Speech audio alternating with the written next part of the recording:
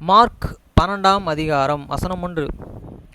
பின்பு அவர் ஊமைகளாய் அவர்களுக்குச் சொல்லத் தொடங்கியதாவது, ஒரு மனுஷன் ஒரு திராட்சை தோட்டத்தை உண்டாக்கி அதைச் சுற்றிலும் வேலியை அடைத்து திராட்சை தொட்டியை உண்டு பண்ணி கோபுரத்தையும் கட்டி தோட்டக்காரர்களுக்கு அதை குத்தகை விட்டு புறதேசத்திற்கு போயிருந்தான். வசனம் 2. தோட்டக்காரனிடத்தில் திராட்சை தோட்டத்திற்கு கனிகளால் தன் பகத்தை வாங்கி கொண்டு வரும்படி வருங்காலத்திலே அவர்களிடத்தில் ஒரு ஊழியக்காரனை அனுப்பினான். வசனம் 3.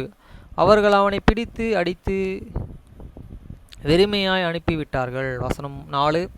பின்பு வேறொரு ஊழியக்காரனை அவர்களிடத்தில் அனுப்பினான். அவர்கள் அவன் மேலே கல்லெறிந்து தலையில் மேலே காயப்படுத்தி அவமானப்படுத்தி அனுப்பிவிட்டார்கள். வசனம் 5. மறுபடியும் வேறொருவனை அவன் அனுப்பினான். அவனை அவர்கள் கொலை செய்தார்கள். வேறொரு அநேகரையும் அனுப்பினான். அவர்களை சிலரை அடித்து சிலரை கொன்று போட்டார்கள். வசனம் 6. அவனுக்கு பிரியமான ஒரு குமாரனே இருந்தான். என் குமாரனுக்கு அஞ்சுவார்கள் என்று சொல்லி அவனையும் கடைசியிலே அவர்களிடத்தில் அனுப்பினான். வசனம் 7. தோட்டக்காரரே, அவன் சுதந்திரவாளி, இவனை கொலை செய்வோம், வாருங்கள், அப்பொழுது சுதந்திரம் நம்முடையதாகும் என்று ஒருவரை ஒருவர் சொல்லிக்கொண்டு. வசனம் 8. அவனை அடித்து கொலை செய்து திராட்சை தோட்டத்திற்கு புறம்பாக விட்டு விட்டார்கள். வசனம் 8. வசனம் 9. அப்படி இருக்க திராட்சை தோட்டத்திற்கு எஜமானன் என்ன செய்வான்? அவன் வந்து அந்த தோட்டக்காரர்களை சங்கரித்து திராட்சை தோட்டத்தை மற்றவர்களுக்கு ஒப்பு கொடுப்பான் அல்லவா?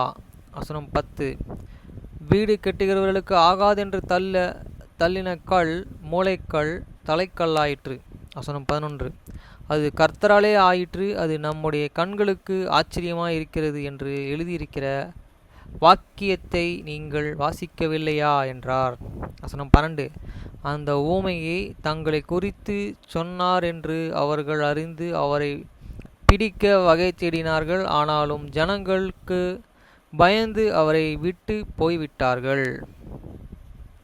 வசனம் 13. அவர்கள் பேச்சிலே அவரை அகப்படுத்தும்படிக்கு பரிசேயரிலும் ஏரோதிலும் சிலரை அவரிடத்தில் அனுப்பினார்கள்.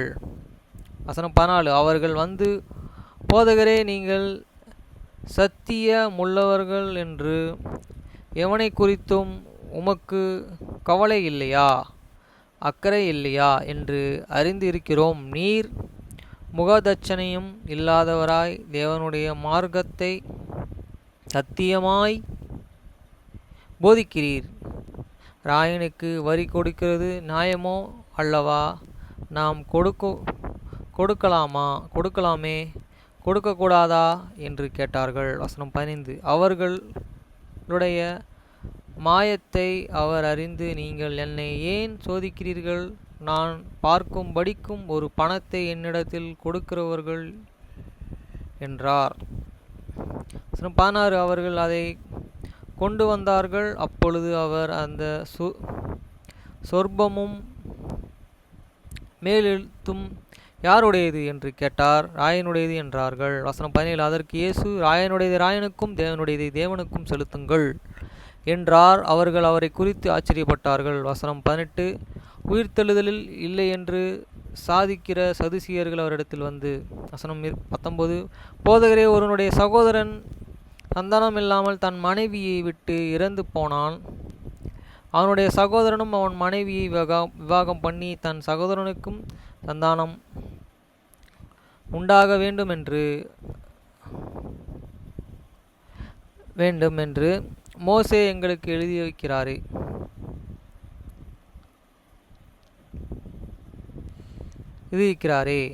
இப்படி இருக்க 7 சகோதரர்களும் இருந்தார்கள். மூத்தவன் ஒரு பொண்ணை விவாகம் பண்ணி சந்தானம் இல்லாமல் இறந்து போனான்.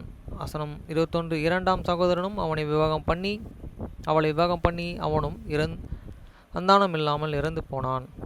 மூன்றாம் சகோதரனும் அப்படியே ஆனான். வசனம் 22.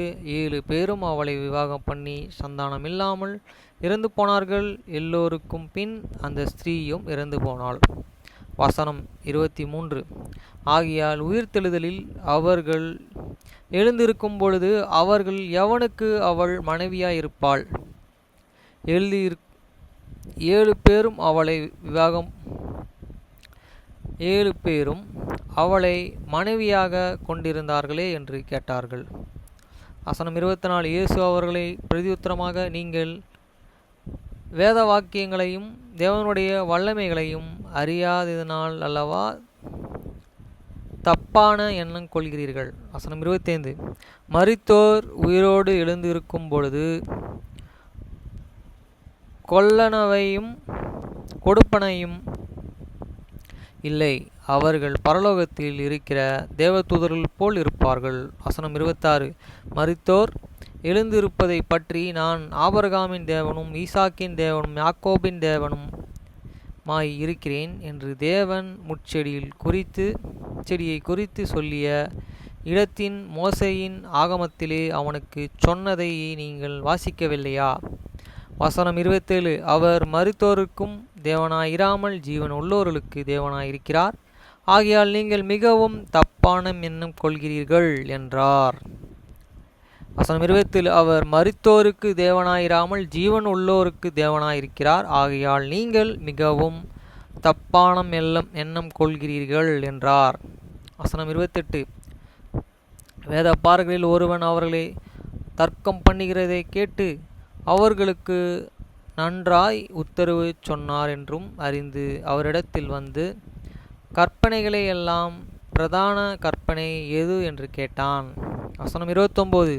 இயேசு அவனுக்கு பிரதியுத்தரமாக, கற்பனை எல்லாம் பிரதான கற்பனை எதுவென்றால், இஸ்ரவேல் விலைக்கேள், நம்முடைய தேவனாகிய கர்த்தர் ஒருவரே கர்த்தர்.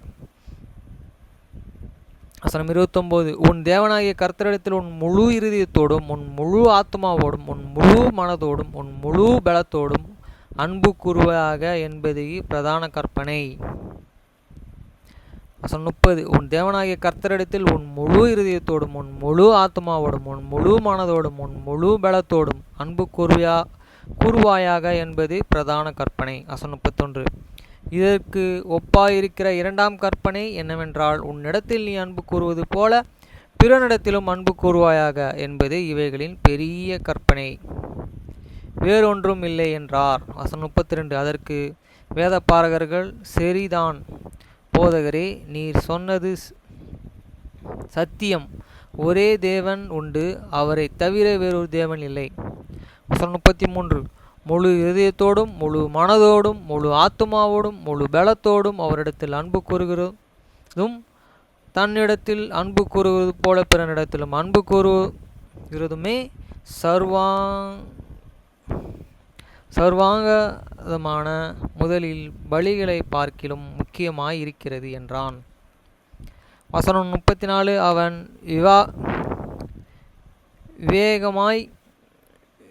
வேகமாய் உத்தரவு சொன்னதை இயேசு கண்டு, நீ தேவனுடைய ராஜ்யத்தை தூரமானவன் அல்ல என்றார்.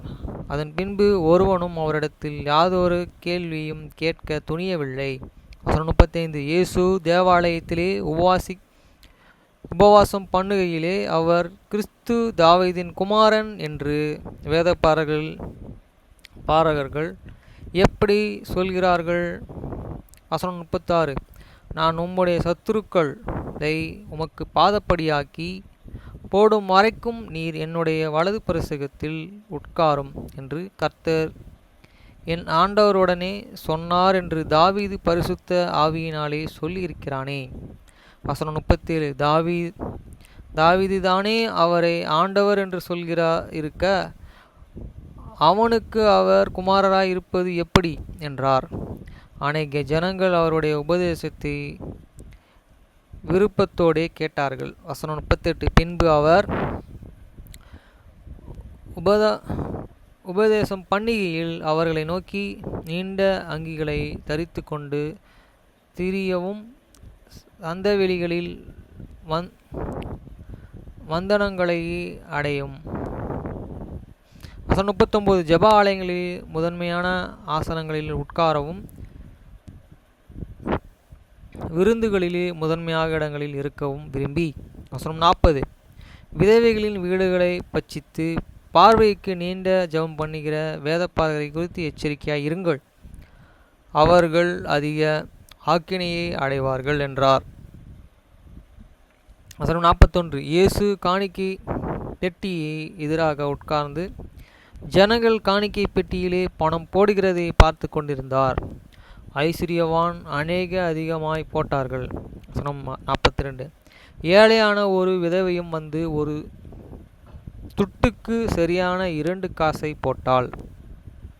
வசனம் 42. ஏழையான ஒரு விதவை வந்து ஒரு துட்டுக்கு சரியான 2 காசை போட்டாள். வசனம் 43. அப்பொழுது அவர் தம்முடைய சீஷரை அழைத்து, காணிக்கை பெட்டியிலே பணம் போட்ட மற்ற எல்லோரை பார்க்கிலும் இந்த ஏழை விதவையே அதிகமாய் போட்டாள் என்று மெய்யாகவே உங்களுக்கு சொல்கிறேன்.